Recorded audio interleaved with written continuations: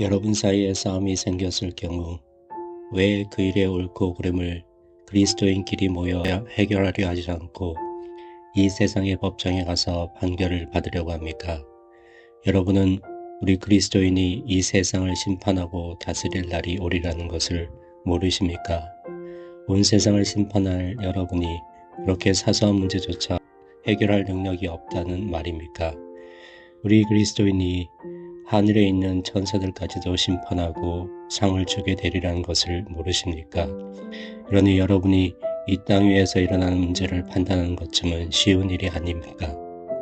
그런데 왜 그리스도인도 아닌 재판관을 찾아간단 말입니까? 여러분은 수치를 느껴야 합니다. 도대체 교회 안에는 이런 논쟁을 해결할 만한 지혜 있는 사람이 한 사람도 없습니까? 그래서 그리스도인이 같은 그리스도인 형제를 고소하고 또 그 문제를 믿지 않는 사람 앞에까지 들고 가는 것입니까?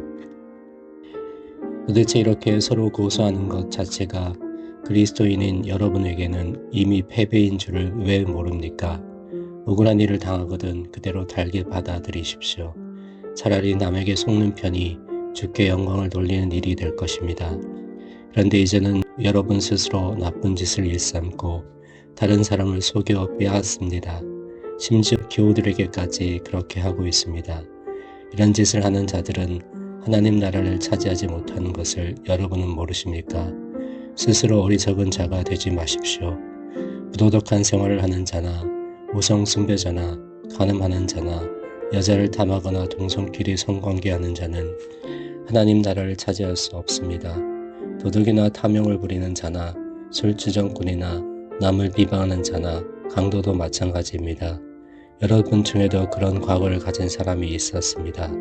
그러나 지금은 주 예수 그리스도와 하나님의 성령으로 죄가 씻겨지고 거룩해져 하나님께서 의롭다고 인정하는 사람이 되었습니다.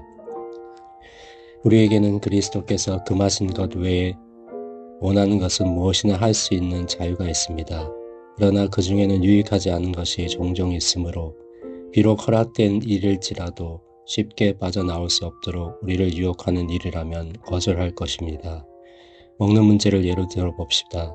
하나님께서는 음식을 먹도록 식욕을 주시고 그것을 소화시키도록 위정을 주셨습니다. 그렇다고 해서 필요 이상을 먹어도 된다는 말은 아닙니다.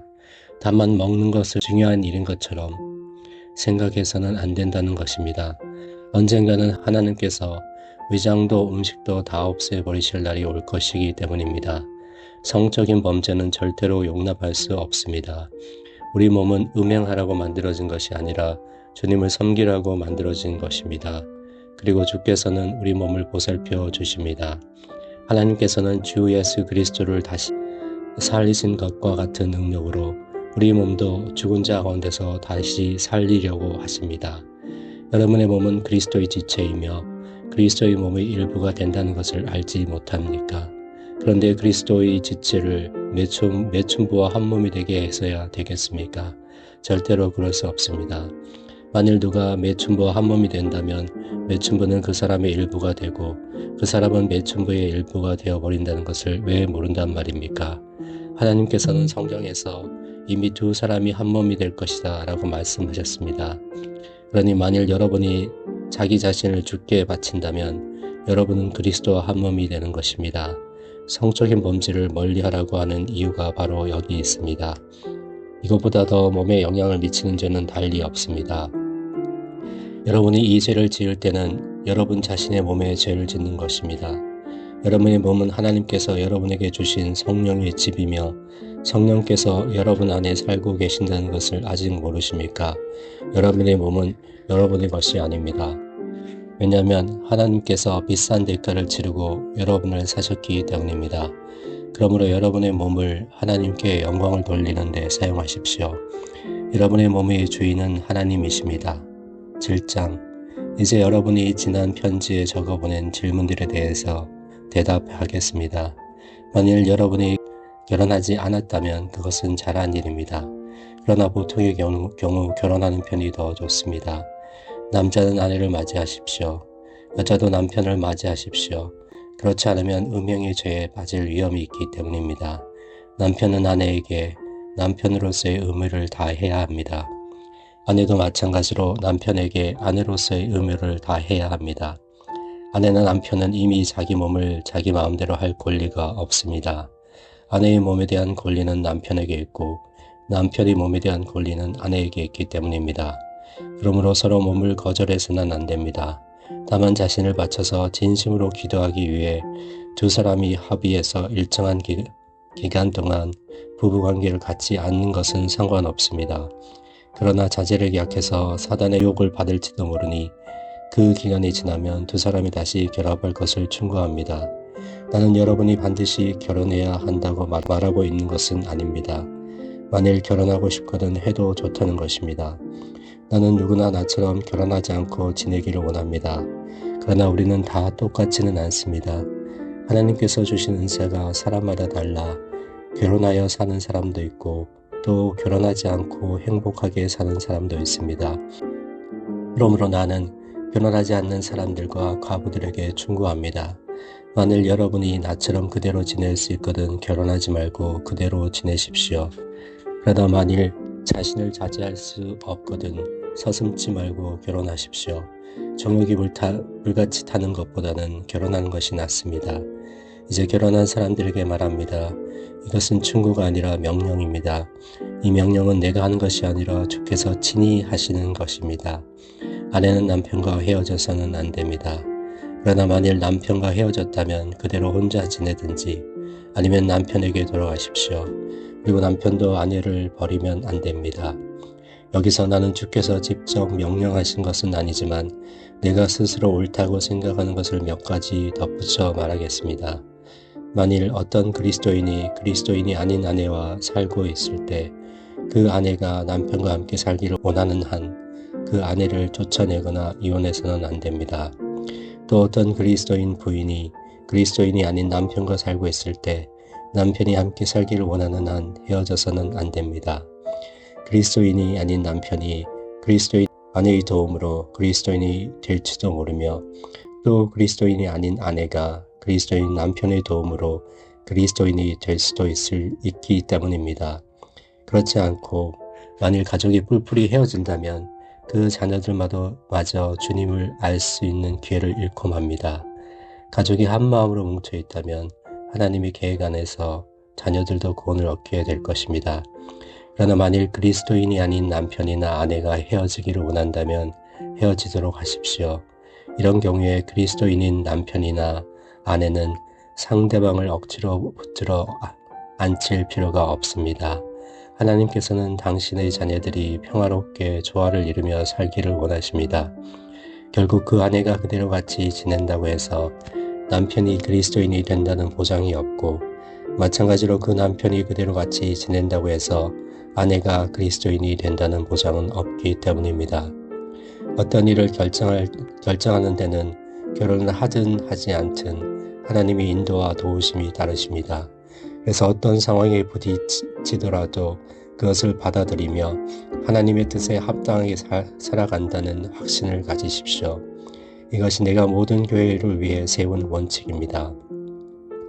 예를 들면 그리스도인이 되기 전에 이미 유대교의 할례를 받은 사람은 그 일로 염려할 필요가 없습니다.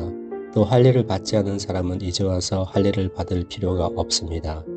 그리스도인에게 있어서 할례를 받았느냐 받지 않았느냐 하는 것은 문제가 되지 않습니다. 문제는 하나님을 기쁘시게 하며 하나님의 계명을 잘 지키느냐 그렇지 못하느냐 하는 데 있습니다. 이것이야말로 중요한 점입니다. 여러분은 각자 하나님의 부르심을 받았을 때의 처지대로 살아가십시오. 당신이 노예로 있을 때 부름을 받으셨습니까? 그것 때문에 염려가 됩니까? 그러나 만일 자유인이 될 기회가 있거든 주저하지 말고 자유인이 되십시오. 만일 당신이 노예의 신분일 때 부름을 받았다면 그리스도께서 무서운 죄의 세력에서 당신을 해방시켜 자유롭게 하셨다는 것을 기억하십시오. 그리고 만일 당신이 자유인으로서 주님의 부름을 받았다면 지금 당신은 그리스도의 노예가 되어 있다는 것을 기억하십시오. 여러분은 그리스도께서 값을 치르고 산 몸이므로 그리스도의 것입니다. 그는 이제 더 이상 사람의 노예가 되지 마십시오. 사랑하는 형제들이여, 그리스도인이 되든 당시 처지가 어떠하였든 부름을 받은 그대로 하나님과 함께 살아가십시오. 이제 나는 여러분이 질문한 것 중에서 또 다른 문제에 대해서 대답하겠습니다. 결혼하지 않은 여자는 어떻게 하는가 하는 문제입니다. 그들은 결혼을 해야 할까요? 이 질문에 대해 주께 특별히 받은 명령은 없습니다. 그러나 주께서 자비롭게도 내게 지혜를 주셨습니다. 그래서 나는 내가 생각하고 있는 바를 기쁘게 여러분께 말하려고 합니다. 우선 우리 그리스도인들은 현재 큰 위기에 직면하고 있다는 사실을 중시할 필요가 있습니다. 이런 때는 결혼하지 않는 채 지내는 것이 가장 좋다고 생각합니다. 그렇다고 해서 결혼한 사람들도 헤어져서 사는 게 좋다는 건 아닙니다. 다만 여러분이 결혼하지 않았다면 이런 때 서둘러서 결혼하지 말라는 것입니다. 만일 그래도 결혼을 꼭 해야겠다는 생각이 드는 사람들은 결혼하십시오. 결혼이 죄가 되지는 않습니다. 그러나 어쨌든 결혼을 하고 나면 전에 없던 어려운 문제들이 생길 것이므로 그것을 근심해서 하는 말입니다. 특별히 기억해야 할 것이 있습니다. 우리에게 남은 시간은 극히 짧고 주님의 일을 할 기회도 많지 않다는 것입니다. 그러니 아내가 있는 사람도 주님을 위해서 가능하면 자유로운 몸이 되십시오. 행복이나 슬픔이나 재산이 하나님의 일을 하는데 방해가 되지 않게 하십시오. 이 세상 유혹에 접할 많은 기회를 가진 사람들은 그 기회를 바르게 이용하고 거기에 빠져들지 않도록 하십시오. 지금 우리가 보는 이 세상은 곧 지나가 버릴 것이기 때문입니다. 나는 여러분이 근심을 모르고 살기를 바랍니다. 결혼하지 않은 남자는 어떻게 하면 주님을 기쁘시게 할 것인가 하는데 자기 시간을 바칠 수 있지만 결혼한 남자는 아무래도 이 세상 일을 생각해야 하고 또 어떻게 하면 아내를 기쁘게 할 것인가에 마음을 써야 하므로 관심이 분산됩니다. 결혼한 여자도 마찬가지입니다. 결혼하지 않은 여자는 자신의 됨됨이를 늘 살피며 매사에 주님을 기쁘시게 해드리려고 마음을 쓰지만 결혼한 여자는 집안일과 남편에게 일일이 신경을 써야 합니다. 내가 이런 말을 하는 것은 여러분을 돕기 위해서지 결혼하지 말라는 것은 아닙니다. 나는 여러분이 여기저기에 관심을 빼앗기지 않고 주님 섬기는 일에 온 마음을 쏟을 수 있도록 도와드리고 싶습니다. 누구든지 자기 열정을 자제하기가 어려워서 결혼해야 되겠다고 생각하는 사람은 하십시오. 죄가 되는 것이 아니니 그런 사람은 결혼하십시오. 그러나 만일 어떤 사람이 결혼하지 않고도 지낼 수 있는 의지력이 있고 또 결혼할 필요도 없고 결혼을 원하지도 않는다면 그의 결심도 훌륭합니다. 그러므로 결혼하는 사람도 잘하는 일이지만 결혼하지 않는 사람은 더욱 잘하는 일입니다. 아내는 남편이 살아있을 동안은 남편에게 매인 몸이지만 남편이 죽으면 다시 결혼해도 좋습니다. 그러나 반드시 그리스도인과 결혼하십시오.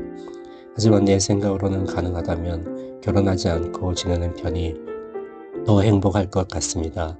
이 말은 하나님이 영께서 여러분에게 전하라고 하신 말씀입니다.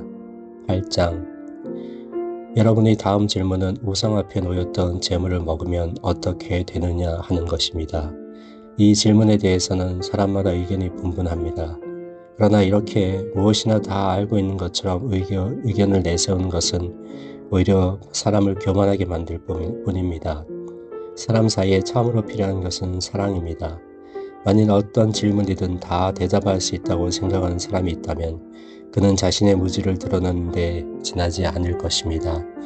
그러나 진정으로 하나님을 사랑하면 하나님께서도 그를 알아주십니다. 그러면 이제 우상 앞에 놓였던 고기를 먹어도 되는지 생각해 봅시다. 우리는 우상은 실제로 존재하는 신이 아니고 하나님 한 분만이 유일한 신인 줄을 알고 있습니다.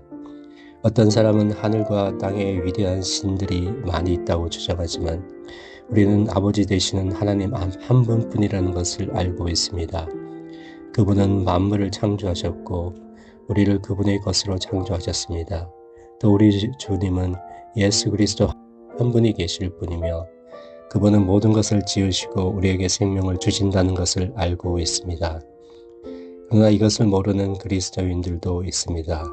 그래서 그들은 우상을 살아있는 신으로 알고 있으며 그 우상에게 바친 음식을 먹게 되면 마음에 걸리는 약한 양심이 상처를 받습니다. 그러나 하나님께서 여러분이 그것을 먹든 먹지 않든 상관하지 않으십니다. 우리가 그것을 먹지 않는다고 해서 더 나빠지는 것도 없고 먹는다고 해서 더 나아질 것도 없습니다. 다만 여러분은 아무리 그것을 부담 없이 먹을 수 있는 자유가 있다 하더라도 여러분보다 믿음이 약한 형제들에게 죄를 짓게 하는 일은 없도록 조심하라는 것입니다. 가령 우상 앞에 놓였던 재물은 먹어도 괜찮다는 것을 알고 있는 여러분이 신전 식당에서 음식을 먹고 있었다고 칩시다. 그때 그것을 먹어서는 안 된다고 생각하는 사람이 보았다면 어떻게 되겠습니까? 그 사람은 여전히 속으로는 그것이 나쁘다고 생각하면서도 대담해져서 결국 그것을 먹게 될 것입니다. 그렇게 되면 여러분의 자유스러운 행위가 믿음이 약한 형제에게 상처를 입히는 셈이 되지 않겠습니까? 그리스도께서는 그 형제를 위해서도 죽으셨습니다. 그러므로 어떤 행위를 나쁘다고 생각하고 있는 형제가 여러분의 행동에 자극을 받아 그런 행동을 한다면 여러분은 그 형제에게 뿐만 아니라 그리스도께도 죄를 짓는 셈이 됩니다. 만일 우상 앞에 놓였던 고기를 먹는 것 때문에 형제에게 죄를 짓게 한다면 나는 차라리 일생 동안 그것을 먹지 않겠습니다. 형제를 죄에 빠뜨릴 수 없기 때문입니다. 9장 내가 자유인이 아닙니까? 내가 사도가 아니란 말입니까? 내가 우리 주 예수를 보지 못했다는 말입니까? 여러분의 삶이 변화된 것도 내가 주님을 위해서 열심히 한 결과가 아닙니까? 비록 다른 사람들은 나를 사도라 생각하지 않더라도 여러분은 내가 분명히 사도라는 것을 알 것입니다. 여러분은 나를 통해서 그리스도의 사람이 되었기 때문입니다. 나를 힐난하는 사람들에게 묻겠습니다. 도대체 내게는 아무런 권리도 없다는 말입니까? 다른 사도들처럼 여러분의 집에서 손님으로 대접받을 권리가 없다는 말입니까? 만일 내게 그리스도인 아내가 있다면 다른 제자들이나 주님의 형제나 게바처럼 아내를 데리고 여행을 다닐 수도 있는 게 아닙니까? 왜 여러분은 다른 사도들에게는 생활비를 주면서 바나바와 나만은 생계를 위해 계속 일을 하게 합니까? 자기 비용을 써가면서 군대 생활을 하는 사람이 도대체 어디 있습니까? 농사를 지어 추수한 농부가 그 곡식을 먹을 권리가 없다는 얘기를 들어본 적이 있습니까? 양이나 염소를 먹이는 목자가 그 젖을 먹일 권리가 없습니까? 나는 단순히 인간의 관점에서 권리가 있느니 없느니 하는 얘기를 하는 것이 아닙니다. 율법의 말씀을 두고 하는 말입니다. 하나님께서는 모세에게 주신 율법 중에서 타작마당에서 일하는 소에게 망을 씌우지 말라고 말씀하셨습니다. 하나님의 이 말씀이 단순히 수만 생각하고 하신 말씀이겠습니까? 그것은 두말할 것도 없이 우리를 두고 하신 말씀이 아니겠습니까? 그리스도인 일꾼들이 일한 대가로 사람들에게 보수를 받는 것은 당연하다는 것을 보여주신 것입니다. 밥 깔고 타작하는 사람이 추수한 몫을 기대하는 것은 당연합니다. 우리는 여러분에게 영적인 씨를 심었습니다. 그러니 그 보상으로 먹을 것과 입을 것을 요구한다고 해서 지나친 일이겠습니까? 다른 설교자들도 그들의 권리를 내세워 여러분에게 그런 요구를 하는데 하물며 우리에게 그럴 권리가 없겠습니까? 그러나 우리는 한 번도 이런 권리를 내세우지 않고 모든 것을 여러분의 도움 없이 스스로 일해서 충당하였습니다. 혹시 그런 폐를 끼쳤다가 여러분의 관심이 우리가 전한 그리스도의 복음에서 멀어질까 염려한 때문입니다. 하나님께서는 성전에서 일하는 사람들에게 말씀하십니다. 당신께 드린 음식일지라도 얼마 가는 필요에 따라 가져가도 된다고 말입니다. 하나님의 제단에서 일하는 사람에게 주께 바친 재물을 나누어 주신 것입니다. 주께서는 또 복음을 전하는 사람들은 그 복음을 듣는 사람들로부터 생활비를 얻는 것이 당연하다고 하셨습니다. 그러나 나는 여러분에게 동전 한 푼 요구한 일이 없습니다. 또 지금부터라도 그렇게 했으면 좋겠다는 뜻으로 이런 말을 하는 것도 아닙니다.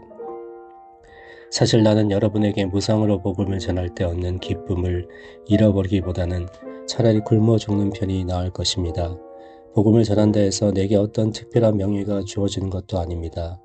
나는 다만 복음을 전한 일을 그만두려고 해도 그만둘 수가 없습니다. 복음을 전하지 않으면 나는 화를 당할 것입니다.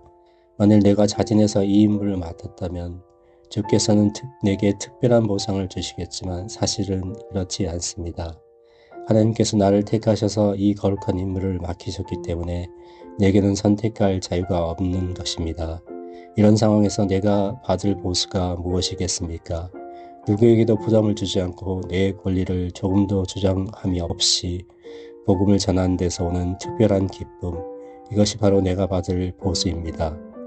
아무에게서도 보수를 받지 않는 만큼 나는 어느 누구에게도 얽매일 필요가 없습니다. 그러나 되도록 많은 사람을 그리스도인에게 인도하고 나는 기쁜 마음으로 모든 사람의 종이 되었습니다. 나는 유대인과 같이 있을 때에는 유대인처럼 행동합니다. 그들에게 복음을 전하여 그리스도에게 인도하기 위해서입니다. 유대교의 관습과 의식을 따른 이들과 같이 있을 때는 그들의 의식에 동참할 수는 없지만 또한 그들과 논쟁도 하지 않습니다. 그들을 돕고 싶기 때문입니다. 이방인과 같이 있을 때에도 될 수 있는 한 그들과 잘 어울리려고 노력합니다.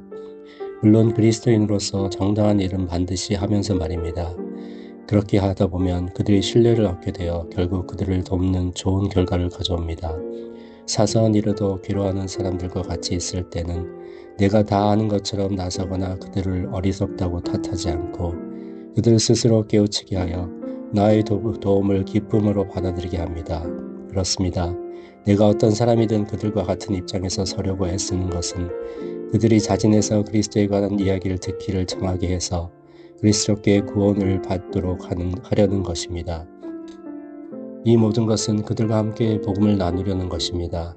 경주를 할 때 모든 사람이 다 같이 달리지만 1등상을 받는 사람은 한 사람뿐입니다. 그러니 여러분도 경주에서 이기도록 애쓰십시오. 우승을 하려면 달리는데 온 힘을 쏟기 위해서 모든 것을 절제해야 합니다. 운동선수는 금메달이나 우승컵을 얻으려고 모든 어려움을 극복하며 맹훈련을 하지만 우리는 결코 사라지지 않는 하늘의 상을 얻으려고 그렇게 애쓰는 것입니다. 나는 결승점을 향하여 한눈 팔지 않고 전력을 다해 달려갑니다. 끝내 승리하기 위해서 싸웁니다. 결코 장난삼아 달리지 않습니다. 운동선수처럼 나는 내 몸을 철저히 단련합니다. 내 멋대로가 아니라 마땅히 할 일을 해낼 수 있도록 훈련합니다. 그렇게 하지 않으면 다른 사람들을 경기에 참가시켜 놓고 나 자신은 실격자가 되어 퇴장 명령을 받을지도 모르기 때문입니다. 10장 사랑하는 형제들이여 옛날 우리 조상들이 광야에서 겪은 일을 잊지 마십시오. 하나님께서는 구름을 보내어 모든 사람이 안전하게 바다를 건널 수 있도록 인도해 주셨습니다. 이것을 그들이 세례라고 불러도 좋을 것입니다. 그들은 지도자인 모세에게 모든 것을 맡기고 바다와 구름 가운데서 세례를 받은 것입니다. 그리고 하나님께서는 이적을 나타내셔서 광야에서 먹을 음식과 마실 물을 그들에게 주셨습니다. 그들이 마신 물은 그리스도께서 주신 물이었습니다. 그리스도는 능력 있는 바위로서 그들과 함께 계셨는데 그들은 바로 그 바위에서 흘러나오는 물을 마시고 새로운 힘을 얻었습니다. 그러나 그들 대부분이 하나님께 순종하지 않았으므로 하나님께서는 그들을 광야에서 모조리 쓸어 버리셨습니다.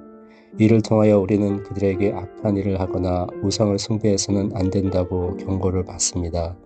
성경에도 이튿날 그들은 아침 일찍 일어나 번제물과 화목제물을 바치고 먹고 마시고 일어나 신나게 놀았다라고 기록되어 있습니다. 우리에게 주는 또 하나의 교훈은 음행에 빠져서는 안 된다는 사실입니다. 어떤 사람들은 음행을 일삼다가 하루에 23,000명이나 죽어 넘어졌습니다. 또 주께서 얼마나 참 주시는가를 시험해서도 안 됩니다. 그런 자들은 다 뱀에 물려 죽었습니다. 또 하나님을 향해 불평하거나 하나님께서 여러분을 대하시는 일에 불만을 놓아서도 안 됩니다. 그들은 하나님께서 보낸 천사들에게 멸망당하였습니다. 그들에게 일어났던 이러한 일들은 모든 사람에게 경고의 본보기가 되었습니다. 그리고 그런 일이 기록됨으로써 이 마지막 때를 살아가는 사람들에게 훌륭한 교훈이 되고 있습니다. 그러므로 조심하십시오. 누가 언제 같은 죄를 범할지는 아무도 모릅니다. 여러분에게 파고드는 악한 욕망은 새로운 것도 별다른 것도 아니라는 점을 기억하십시오. 많은 사람들도 여러분보다 앞서 같은 문제에 부딪혀 싸워왔기 때문입니다. 도저히 대항할 수 없는 유혹이란 없습니다. 하나님께서는 여러분이 물리칠 수 없을 만큼 강한 유혹을 당하도록 내버려 두시지는 않습니다. 하나님께서는 이것을 약속해 주셨고 또 그분은 말씀하신 대로 실행하십니다. 유혹을 피할 수 있는 길을 보여주실 하나님을 믿고 여러분은 인내로서 그 유혹을 극복해야 합니다. 그러므로 사랑하는 형제들이여, 조심하여 우상 숭배를 피하십시오. 여러분은 총명한 사람들이니 이제 내가 말하는 것이 옳은지 그른지를 분별해서 판단해 주십시오. 우리가 주님의 식탁에서 포도주를 마시며 주께서 축복해 주시기를 간구한 것은 그 포도주를 마시는 사람이 모두 그리스도께서 흘리신 피의 축복을 함께 나눈다는 것을 의미하는 것이 아니겠습니까? 그리고 우리가 한 덩어리의 떡을 쪼개어 함께 먹는 것은 우리가 그리스도의 몸을 다 같이 나누는 것이 아니겠습니까?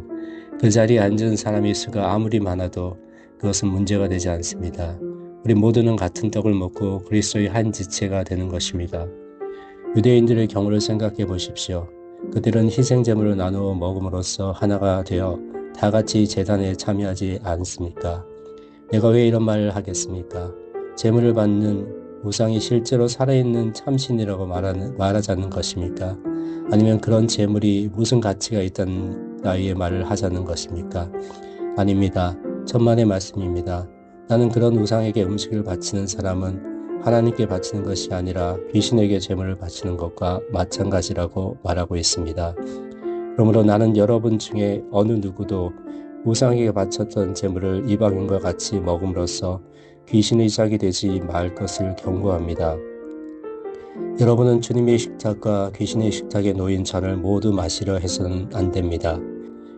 또한 주님의 식탁에 있는 떡과 귀신의 식탁에 있는 떡을 다 먹으려 해서도 안 됩니다. 어쩌자고 그렇게 합니까? 여러분이 주님을 노엽게 하려는 것입니까? 여러분이 주님보다 더 강하다는 말입니까? 만일 여러분이 먹고 싶다면 우상 앞에 놓였던 음식이라도 먹을 자유가 있습니다. 그 고기를 먹는다고 해서 하나님의 율법을 어기는 것은 아닙니다. 그러나 그렇다고 해서 그것을 드러내놓고 먹으라는 말은 아닙니다. 완전히 합법적인 일이라 할지라도 그것이 최선이 아닐 수도 있고 해가 되기도 하기 때문입니다. 여러분 자신만을 생각해서는 안 됩니다. 다른 사람도 생각하여 그렇게 하는 것이 그 사람에게 최선인 것인가를 생각해야 합니다. 시장에서 파는 고기는 어느 것이든 원하는 대로 사가지고 가십시오. 그것이 우상 앞에 놓였던 것이냐 아니냐를 묻지 마십시오. 그 대답을 듣고 여러분의 양심에 상처를 받을지 모르기 때문입니다. 땅과 땅 위에 있는 좋은 것도 모두 주님의 것이며 여러분을 즐겁게 하기 위해 있는 것입니다.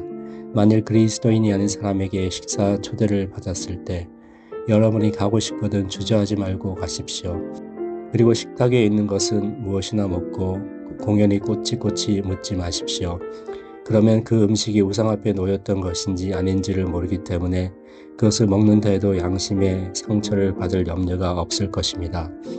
그러나 만일 어떤 사람이 그 고기가 우상 앞에 놓였던 것이라고 말해주거든 그 사람을 위해서 또 그 사람의 양심을 위해서 그것을 먹지 마십시오. 이 경우 그 고기에 대한 여러분의 판단보다는 그 사람의 생각이 더 중요합니다. 그러면 여러분은 왜 내가 다른 사람의 생각에 끌려가거나 제약을 받아야 합니까?